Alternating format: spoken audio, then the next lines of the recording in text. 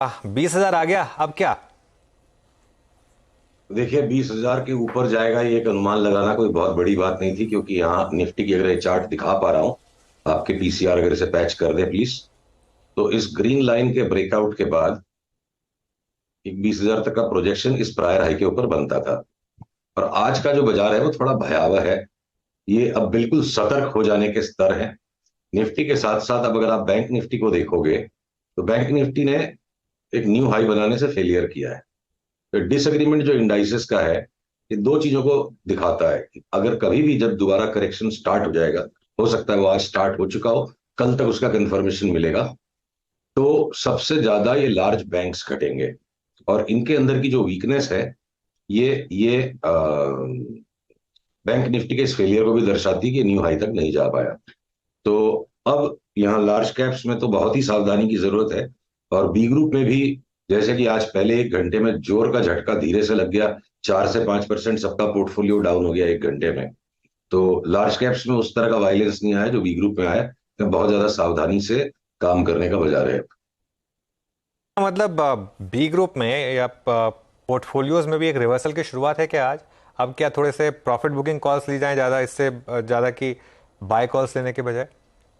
बिल्कुल। अब यहाँ बहुत ही सिलेक्टिव होने का और बहुत ही चुन चुन कर काम करने का बाजार है। रोज ये ले लो वो ले लो, रोज 3%, 2%, 4% जो तूफान सा मचा हुआ था, आज उस तूफान ने एक झटका दिया है। तो सबको सावधान होने की और बहुत सिलेक्टिव होने की जरूरत है। सबसे ज़्यादा कॉशियस आप इस समय कह रहे हैं बैंक्स में हो जाएं, लार्ज स्टॉक्स में? सॉरी अनुज। सबसे ज़्यादा कॉशियस आप इस समय बैंक्स में, फिर लार्ज स्टॉक्स में?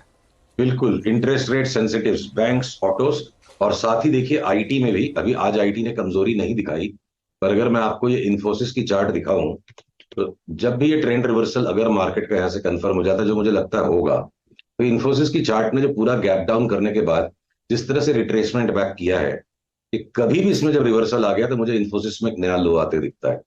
30% तक की अगर नीचे जगह है, इंडेक्स भले 8-10% घटे, पर लार्ज कैप आईटी में कोफोर्ज, इन्फोसिस, टीसीएस, इनमें 20 से 30% तक की अगर नीचे जगह है, तो बड़ा करेक्शन भी बन सकता है।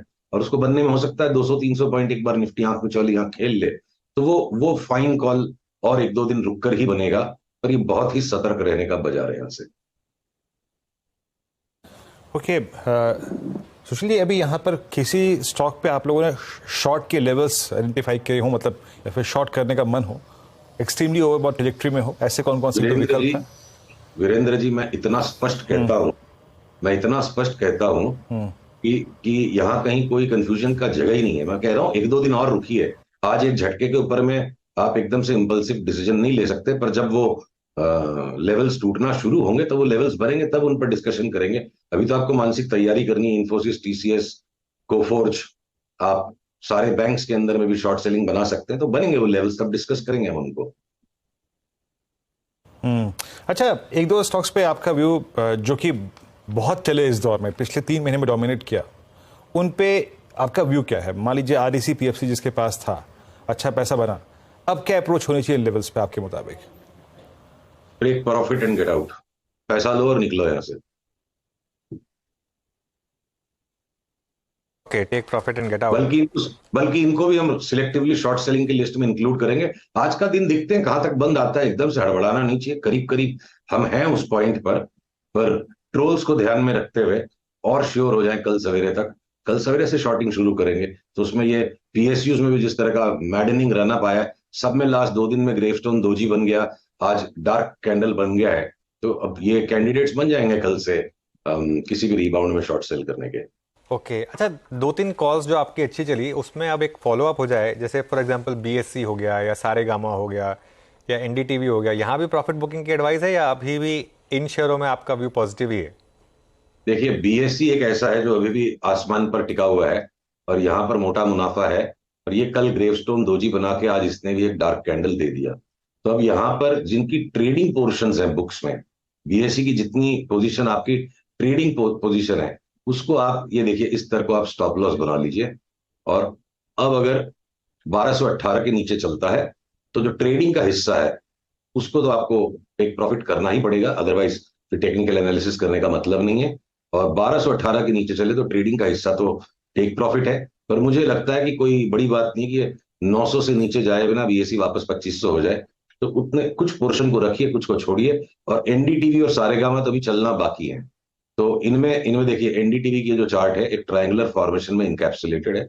जब तक ये निचला स्तर 210 का तोड़े बिना, ये येलो लाइन को वापस ऊपर आके 230-31 के ऊपर अगर निकल जाता है तो इसमें एक बड़ी चाल आएगी। और इंडेक्स के साथ सारे के सारे स्टॉक्स एक साथ टॉप नहीं होंगे। इंडेक्स भी कोई रातों रात कोई 2000 पॉइंट थोड़े घट जाएगा, आराम आराम से करेक्शन आते हैं। उस बीच में बहुत से स्टॉक्स ऐसे जो अगले 15 दिन में बढ़ सकते हैं, जिसमें सारेगामा और एनडीटीवी को हम अभी भी होल्ड करेंगे। इनमें मेरे को लगता है सारेगामा का अगला राउंड जो है तेजी का वो शुरू हो रहा है। और जब तक लगे 360 380 के नीचे नहीं चलता है, हम सारेगामा में अभी 700 रुपए तक की बुलिशनेस में है।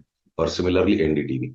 और जैसे चेन्नई पेट्रो है, ये हमने 190 में लिया, 350 में लिया, और हमारे सारे क्लाइंट्स को हमने 510 में इसको निकल जाने के लिए कह दिया था। आज सवेरे 535 भी इसने दिखा दिया। तो अब ये चेन्नई पेट्रो का टॉप हो गया।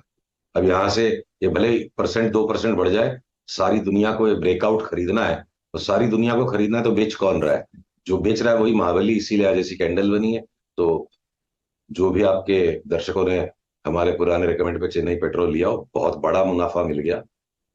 लालच की एक सीमा होनी चाहिए, खाओ पियो और निकलो यहाँ से। एक स्टॉक जो होल्ड कर रहा है इस डिक्लाइन में भी, वो है लार्सन एंड ट्यूब्रो। सुशील, यहाँ पर कोई व्यू आपका? लार्सन एंड टूब्रो पे देखिए, हम बिल्कुल अचंभित हैं। और जब स्पष्टता नहीं आए, इतना एक्सट्रीम ओवरबॉट है और ये तूफान बनता सा ही चला जा रहा था, एंट्री का कोई पॉइंट नहीं मिल रहा है। किस पॉइंट को मैं एंट्री बना के क्या स्टॉप लॉस बनाऊं? तो अब लार्सन एंड टूब्रो को हम विस्मित होकर देखते रहेंगे, हमारे लिए इसमें करने का कुछ नहीं। अभी अभी फिलहाल कुछ नहीं है। टूब्रो में कुछ नहीं है फिलहाल। मार्केट अगर स्टेबल हो तो नेक्स्ट 2-3 स्टॉक्स जो आप वॉच आउट करेंगे यहाँ से बाय करने के लिए, अगर स्टेबिलिटी आ जाए तो?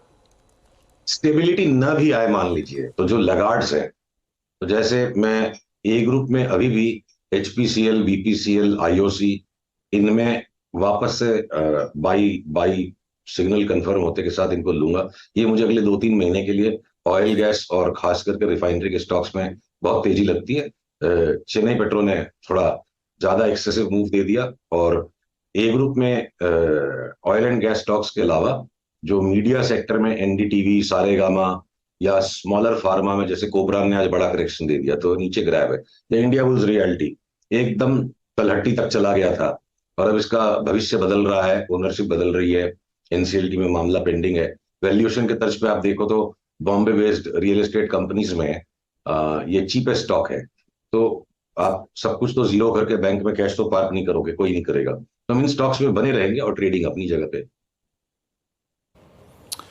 ये सुशील जी, अभी आपने कहा ना खाओ पियो और निकलो, उससे एक स्टॉक एकदम से जहन में आ गया। लास्ट मंगलवार को आपका और मेरा इंट्रोडक्शन हुआ था, जुबिलेंट पे बात हुई थी 497 पे। अच्छा चला, एक हफ्ते में करीब करीब 550 तक का मूव दिया, 10% का स्विंग, कोई कम नहीं होता है। यहाँ पे क्या व्यू बन रहा है आपका? देखिए, जुबिलेंट एक ऐसा स्टॉक है जिसमें ट्रेडिंग करके कमा के पैसे घर ले जाना सरल नहीं है।